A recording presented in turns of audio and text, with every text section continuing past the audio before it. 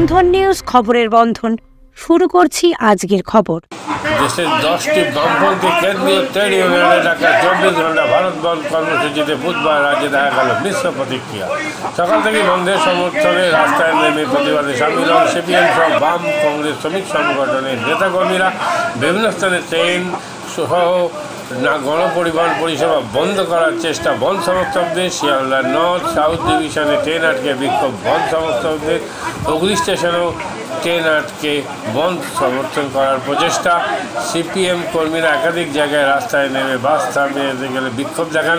Chandernagore, Ranaghat, Jadavpur, Bardhaman, Barrackpore, diamond Harbour, Siliguri, Kharagpur, Durgapur সহ বহু এলাকায় ট্রেন চলাচল বিঘ্ন হয়। এই বন্ধের জেরে বন্ধের রাজ্যে সচল রাখতে আগেভাগেই সতর্ক ছিল প্রশাসন। এদিন সকাল থেকেই বিপুলভাবে পুলিশ কর্মী রাস্তায় নেমে বন্ধ করার প্রচেষ্টা করে।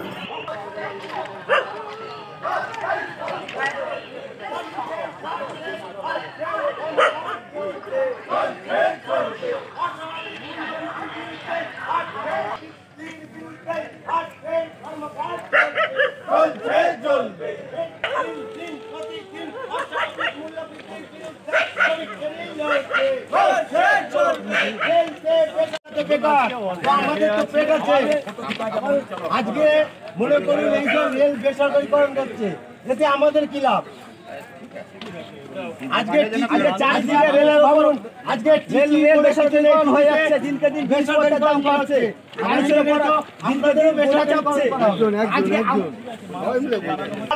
আজকে রেলকে আমরা অবরোধ করেছি। আজকে রেল বেসরকারিকরণ করার আজকে শুধু আমাদের ইলেকট্রিক বিলে অত্যাধিক মাসুল থেকে শুরু করে নিত্য প্রয়োজনীয় প্রত্যেকটা জিনিসের দাম বাড়ছে। আজকে যারা বেসরকারি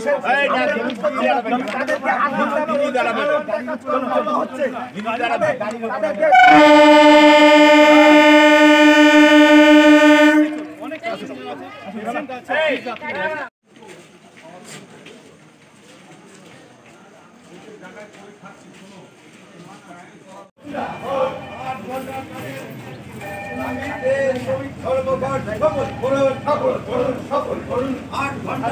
পরিবর্তে 13 ঘন্টা ধর্মঘট চলছে চলছে চলবে। সিআইটিউ জিন্দাবাদ, ধর্মঘট চলছে চলছে চলবে। জিন্দাবাদ, শ্রমিক কৃষক মেহনতি মানুষের তো জিন্দাবাদ জিন্দাবাদ জিন্দাবাদ। প্রাইভেট সেক্টর কেন রেলমন্ত্রী জবাব দাও। হকারদের পেটে সরাসরি হাতি মারা হলো কেন রেলমন্ত্রী জবাব দাও।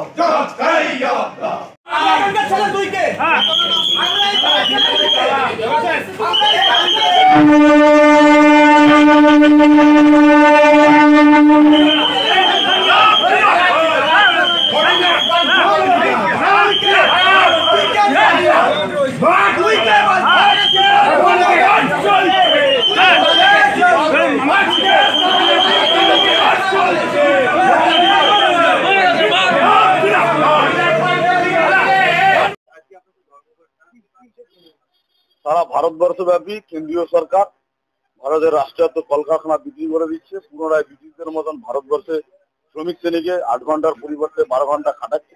তাদের আজকে দৈনন্দিন জীবনযাত্রায় বেঁচে থাকার জন্য যে মজুরি, সেই মজুরি কেন্দ্রীয় সরকার সম্পূর্ণরূপে মালিক শ্রেণীর হাতে দিয়ে দিচ্ছে।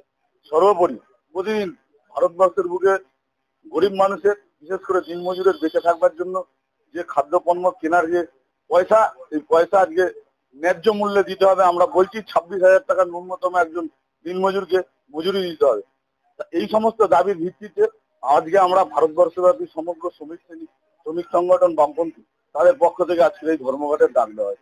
একই সঙ্গে আপনারা দেখতে পাচ্ছেন আমাদের এই যে ধর্মঘট, এই ধর্মঘট ভারতবর্ষের কেন্দ্রীয় সরকার নরেন্দ্র মোদী ভারতের রাষ্ট্রায়ত্ত কলকারখানা, রেল, বিমা বেসরকারিকরণ করে দিচ্ছে, ব্যাংকগুলোকে বেচে দিচ্ছে। এর বিরুদ্ধে কিন্তু আমরা দেখতে পাচ্ছি অত্যন্ত স্বাভাবিকভাবে নরেন্দ্র মোদীর মিত্র বন্ধু পশ্চিমবাংলার বিজেপি তৃণমূল সরকার, তারা বলছে এই ধর্মঘট করলে নাকি আমাদের যে সমস্ত ধর্মঘটিরা এই ধর্মঘটে অংশগ্রহণ করবে, অর্থাৎ যারা কাজে বাজে আসবে না, অফিসে যাবে না, তাদের বিরুদ্ধে কড়া আইন, কড়া নাকি ওরা নির্দেশ লাগু করেছে কেন্দ্রীয় সরকার। আমরা জানি ভারতবর্ষের মানুষের সঙ্গে পশ্চিমবাংলার মানুষ যে স্বাভাবিকভাবেই মমতা ব্যানার্জি নরেন্দ্র মোদীর মিত্র, আর এই মিত্রতার কারণেই এই দুটো সরকারের হাত থেকে ভারতবর্ষের শ্রমিক শ্রেণীকে, বিশেষ করে দিনমজুর মানুষকে, যারা বিভিন্ন অসংগঠিত ক্ষেত্রে কাজবাজ করে খায়, তাদেরকে তাদের জীবনযাত্রার মান উন্নয়নের স্বার্থে আজকের এই ধর্মঘট। আমাদের এই ধর্মঘট ভাঙবার জন্য আপনারা দেখতে পাচ্ছেন এই যে পুলিশ, আরপিএফ এরা এসছে। আগামী দিনে এদের চাকরিটাও থাকবে কিনা, এরাও 60 বছর পরে পেনশনটা পাবে কিনা, এদের পেনশনটাও নরেন্দ্র মোদী শেয়ার বাজারে বিক্রি করে দেবে কিনা, এরা কিন্তু জানে সবকিছু, কিন্তু জেনে থেকেও প্রশাসনিক বাধ্যবাধকতার খাতিরে এই পুলিশ আমাদেরকে এই ধর্মঘটে বিরোধিতা করছে। তাই আমাদের এই ধর্মঘটটা কোনো একটা বিশেষ শ্রেণীর জন্য না, ভারতবর্ষের সমস্ত মানুষ, সেটা সরকারি বেসরকারি ক্ষেত্র হতে পারে, সেটা দিনমজুর হতে পারে, সেটা রঙের কাজ যে করে সে হতে পারে, যে মাটি কাটে সে হতে পারে, যে মাস্টারমশাই স্কুলে পড়াচ্ছেন তিনি হতে পারেন, সামগ্রিকভাবে সমস্ত ভারতবর্ষের মানুষের আগামী দিনে ভারতের সংবিধানটা ঠিক থাকবে কিনা, ভারতবর্ষের সংবিধানে বি.আর. আম্বেদকর যে দাবিগুলো দিয়ে গেছিল এই দাবিগুলো আমরা উপভোগ করতে পারবো কিনা, নাকি সবটাই নরেন্দ্র মোদী তার পায়ের নিচে রেখে ভারতবর্ষকে পরিচালনা করবে, এর বিরুদ্ধে আমাদের এই ধর্মঘট।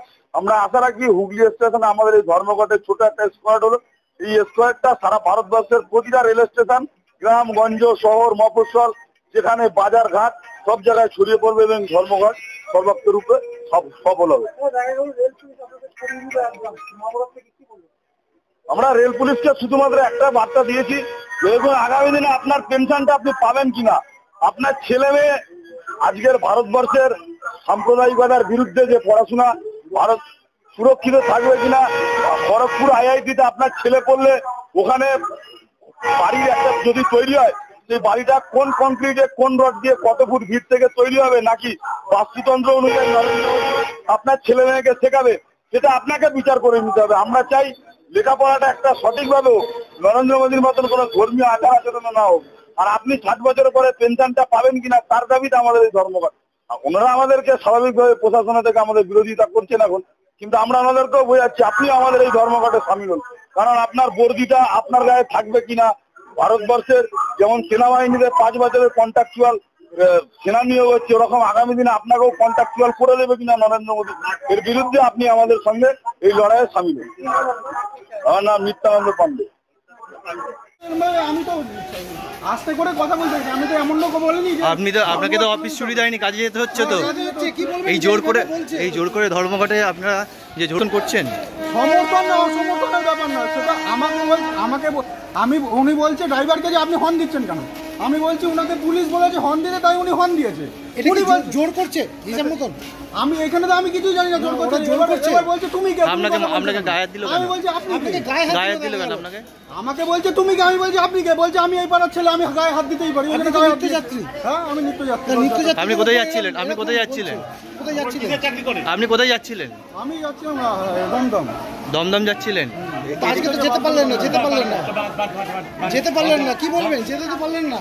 যেতে পারলাম না। কি নাম আপনার? কি নাম? আমার নাম নরেন দাস। নরেন দাস। মাদকাসক্ত যুবকদের জীবনের মূল স্রোতে ফিরিয়ে আনছে চুঁচুড়া নবজীবন ফাউন্ডেশন। আজ থেকে 7 বছর আগে পথ চলা শুরু হয়েছিল এই সংস্থার। হুগলি জেলা থেকে শুরু হয়েছিল নবজীবন ফাউন্ডেশনের কাজ। আজ গোটা উত্তর পূর্ব ভারতে ছড়িয়ে পড়েছে তার ব্যাপ্তি। জেলা ও রাজ্যের হাজার হাজার মাদকাসক্ত যুবকদের মানসিক ও শারীরিক চিকিৎসার মধ্যে দিয়ে সুস্থ জীবনের পথে ফিরিয়ে আনছে নবজীবন ফাউন্ডেশন।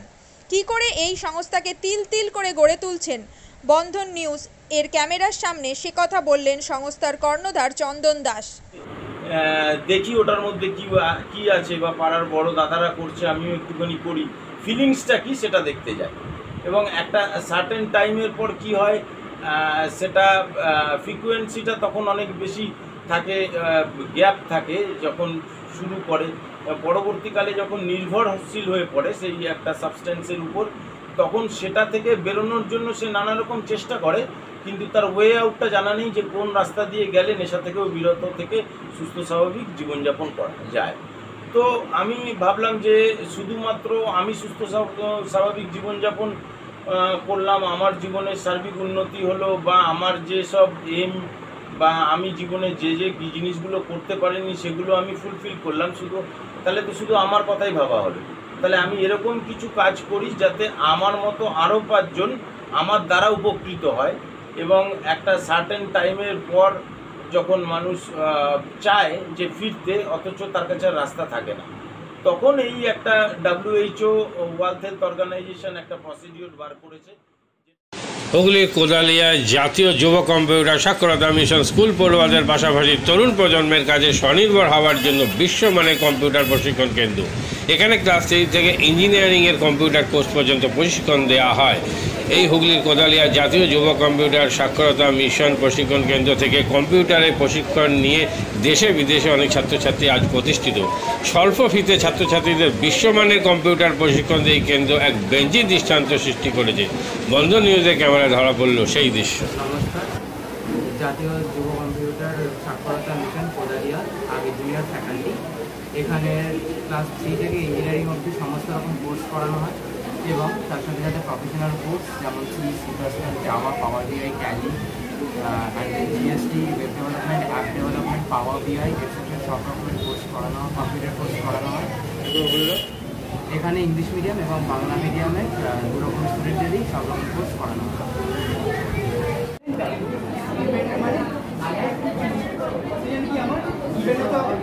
সেকেন্ড কি আমার ট্যালেন্ট রাইট।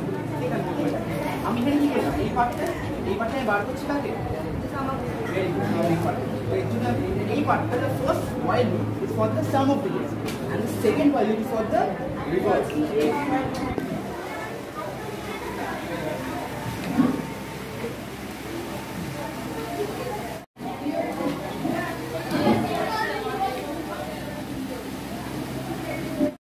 কম খরচে বিশ্বমানের আধুনিক চিকিৎসার হুগলির মিডল্যান্ড নার্সিংহোমে বাংলার বিশিষ্ট চিকিৎসকরা এই নার্সিংহোমে রোগীদের চিকিৎসা করেন। জটিল রোগের চিকিৎসার জন্য রোগীদের আর দক্ষিণ ভারত যাওয়ার দরকার নেই। হুগলির মিডল্যান্ড নার্সিংহোমে পাওয়া যাবে বিশ্বমানের আধুনিক চিকিৎসা পরিষেবা। এখানে প্রসূতি, মা ও সদ্যজাত শিশুদের বিশ্বমানের আধুনিক চিকিৎসা পদ্ধতিতে চিকিৎসা করে থাকেন গাইনো ও শিশু চিকিৎসকরা। দুপুর 12টা হোক বা রাত্রির 12টা, রোগীদের জন্য 24 ঘন্টা চিকিৎসা পরিষেবা বজায় রেখেছে হুগলির মিডল্যান্ড নার্সিংহোম। আমি ডক্টর মানস ঘোষ, আমি মিডল্যান্ড নার্সিংহোমের মেডিকেল ডিরেক্টর। বিশেষত্ব বলতে যেটা আপনি বললেন, একটা হচ্ছে NICU, নিউনেটাল কেয়ার ইউনিট। আমি বলতে পারি এটা আমাদের আশেপাশে হুগলি জেলায় নেই। নিউনেটাল মানে হচ্ছে যেটা বাচ্চা জন্মের পরেই প্রথম 28 দিনকে আমরা নিউনেট বলি, প্রথম ফার্স্ট 4 উইকস। তো এই সময়ে বাচ্চাদের সমস্ত রকমের চিকিৎসায় বলুন বা তাদের দেহের গঠন বলুন বা তাদের রোগগুলোই বলুন, সেগুলো সবগুলো অন্যান্য বাচ্চা মানে তার থেকে বড় বাচ্চার থেকে কিন্তু অনেকটাই আলাদা। এবং এই ক্ষেত্রে বাচ্চাদের বাচ্চারা খুব সেন্সিটিভ হয়, বাচ্চাদের রোগ প্রতিরোধ ক্ষমতাও অনেক সময় কম থাকে এবং এগুলোর জন্য স্পেশাল কেয়ার লাগে নিউনেট, এবং তাদের পুরো চিকিৎসা পার্টটা একটা আলাদাভাবে তৈরি হয় প্রথম 28 দিনের জন্য। আমরা এখানে চুঁচুড়া, বিশেষ করে চুঁচুড়া এবং হুগলিবাসীর জন্য এই জিনিসটা আমরা আনতে পেরেছি, যেখানে আমাদের বাচ্চাদের এই নিউনেটদের ক্রিটিক্যাল খুব খারাপভাবে যে নিউনেটগুলো জন্মেছে বা যারা জন্মের পরে যারা হাঁপাচ্ছে বা যারা মেকোনিয়াম খেয়ে ফেলেছেন বা যাদের কোনো জন্মের পরে কোনো রকমের শ্বাসকষ্ট বলুন বা কোনো রকমের অসুবিধে হয়েছে বা জন্ডিস ধরা পড়েছে বা অন্য কোনো কমপ্লিকেশান হয়েছে, সেই ধরনের বাচ্চাদের চিকিৎসা করার জন্য উপযুক্ত ব্যবস্থা আমরা এখানে করতে পেরেছি। তার ভিতরে আমরা বলতে পারি আমাদের এখানে ওয়ার্মার আছে সাফিসিয়েন্ট, আমাদের এখানে 6টা বেডের জন্য ওয়ার্মার আছে এবং আমাদের এখানে phototherapy bilayer double surface phototherapy আছে যাদের কনজেনিটাল বা যাদের জন্ডিস ধরা পড়েছে তাদের জন্যে, এবং বাচ্চাদের ভেন্টিলেটার আছে আমাদের একদম নিওনেটদের জন্য। এই ভেন্টিলেটার সাধারণভাবে সব জায়গায় পাবেন না, এবং বাচ্চাদের বাবেল সিপ্যাপ যেটা একটা স্পেশালাইজ মেশিন, বাচ্চাদের যেহেতু ভেন্টিলেটার খুব বেশি লাগে না, কিন্তু বাবেল সিপ্যাপ বলে একটা জিনিস খুব বেশি লাগে তাদের অক্সিজেনের পরিমাণ কমে গেলে, তাদের শ্বাসকষ্ট হলে, সেটাও আমাদের এখানে আছে। এবং আমি কিছুদিন আগে আমাদের একটি বাচ্চা এখানে ভর্তি হয়েছিলেন যার শ্বাসকষ্ট হতে শুরু করেছিল জন্মের 6 ঘন্টা পর থেকে, এবং সুন্দরভাবে তাকে আমরা এখানে চিকিৎসা দিয়েছি। আমাদের এখানে দুজন খুব ইয়ং এনথুজিয়াস্টিক পেডিয়াট্রিশিয়ান আছেন, ডক্টর মৈত্র এবং ডক্টর ঘোষ। তো তাদের দুজনের আন্ডারেই বাচ্চা ভর্তি ছিলেন। অন্য পেডিয়াট্রিশিয়ানরাও আসেন, বাট এনারা আমাদের এখানে সবসময়ই থাকেন মোটামুটি একটা স্তম্ভের মতো আমাদের নিউনেটাল কেয়ার ইউনিটের জন্য। এবং বাচ্চাটি এই মুহূর্তে খুবই ভালো আছে, তাকে আমরা ডিসচার্জ করেছি। এটা কি প্রিম্যাচিওর বেবিদের ক্ষেত্রে এটা বেশি প্রয়োজন হয়? ভীষণভাবে প্রিম্যাচিওর বেবি যারা একটু আগে জন্মেছেন বা যাদের ওয়েট কম হয়েছে, এবং অনেক সময় মায়ের বা ওয়েট অনেক সময় বেশি ওয়েট হলেও যে সেটা ভালো সেরকম নাও হতে পারে, যেমন ডায়াবেটিসের ক্ষেত্রে হতে পারে, বা অনেক সময় বাচ্চাদের বারবার জন্মানোর পর সুগার ফল করছে, এটাও আমরা দেখি। অনেকগুলো কারণেই যেগুলো জন্মের পরে পরেই যে সমস্ত সমস্যাগুলো হয় সেগুলোর জন্য এরকম স্পেশালাইজ ইউনিট দরকার হয়, নিওনেটাল কেয়ার ইউনিট, এবং সেটা আমরা এখানে করতে পেরেছি।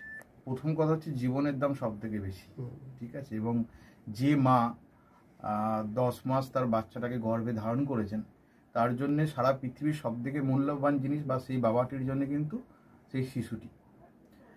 রিগার্ডিং কস্ট যদি বলেন, আমরা এমনিতে একটা মফস্বল এলাকাতে থাকি এবং আমাদের পুরো নার্সিংহোমটাই মফস্বল এলাকাতে। আমরা সেটার কথা মাথায় রেখেই আমাদের যে সমস্ত কস্টগুলো রেখেছি, এবং এই যেটা বললাম কয়েকদিন আগেই আমাদের একটি বাচ্চা যাকে হঠাৎ করে শিফট করতে হয়েছিল নিকুতে, সেই চিকিৎসা পেয়ে গেল। তার বাবা মা দুজনেই খুব স্যাটিসফাইড। আমাদের যে ফেসবুক আছে, পেজ আছে, সেখানে আপনারা তাদের কথা শুনলে বুঝতে পারবেন, এবং কস্ট মানে যথেষ্ট রিজনেবল। আমি একেবারে কম বেশি এরকম বলবো না, আমি বলবো রিজনেবল। আমাদের মফস্বলের জন্য যেটা হওয়া উচিত সেই রকমই করা আছে।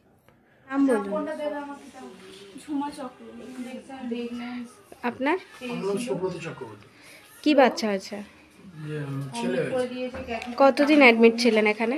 4 দিন, আজকে নিয়ে 5 দিন, ডিসচার্জ নিয়ে 5 দিন। কোন ডাক্তারের মানে আন্ডারে হচ্ছে? আর বাচ্চাকে কে দেখছিল? শুভদীপ মিত্র, ডক্টর শুভদীপ মিত্র। বাচ্চার কি হয়েছিল? শ্বাসকষ্ট ছিল, আর স্যাচুরেশন পাচ্ছিল না, ফটোথেরাপি দিতে হলো। শ্বাসকষ্টের জন্য কি করতে হয়েছিল? ভেন্টিলেশন দিতে হয়েছিল। প্রথম সকাল থেকে তো এমনি নর্মাল অক্সিজেন চলছিল, রাতের দিক থেকে আবার ভেন্টিলেশন দিতে হয়েছিল। এখন কেমন আছে বাচ্চা? এখন ভালো আছে, একদম সুস্থ। মা কেমন আছে? মা ভালো আছে। আচ্ছা, আজ বাড়ি যাচ্ছেন তো? হ্যাঁ, থ্যাংক ইউ।